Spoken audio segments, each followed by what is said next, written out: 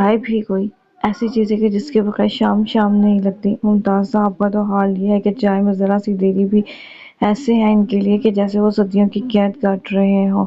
ممتاز صاحب بڑی بے صبری کے ساتھ بولے، ارے بھائی اب چائے لے بھی آؤ، میرے سر کے بال سفید ہو گئے انتظار کرتے کرتے۔ آمنہ بیگم مسکرا کر، ہاں ہاں ممتاز صاحب چائے کے اتنے شوقین ہیں کہ لمحے بھر کی بھی دیری آپ کو برداشت نہیں۔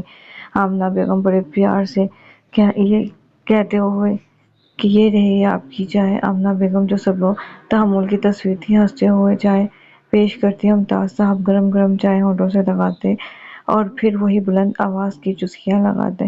ماہم ابا جان کو تنگ کرتے ہوئے بولی، ابو جان چائے ٹھنڈی کر کے بھی تو پی جا سکتی ہے نا؟ آمنہ بیگم ہنستے ہوئے بولی کہ ارے بیٹا، یہ عادت تو میں ان کی پچھلے 25 سال سے چھوڑنے کی کوشش کر رہی ہوں، پر میں ہمیشہ کی طرح ناکام ہو جاتی ہوں۔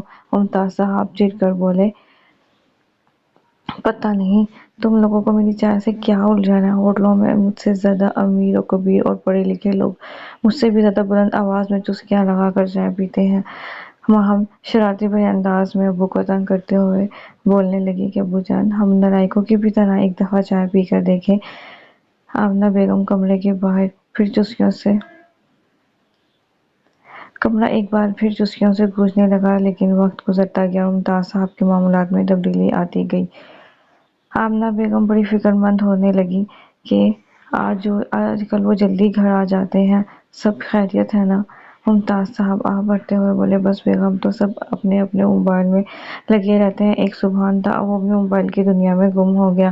بیگم نے مشورہ دیا، بیٹی نے اصرار کیا اور آخرکار ممتاز صاحب نے بھی اسمارٹ فون خرید ہی لیا۔ جلد ہی ممتاز صاحب نے فون چلانا بھی سیکھ لیا۔ پرانے زمانے کی فلمیں، گانے، یادیں سب کچھ واپس آ گیا تھا۔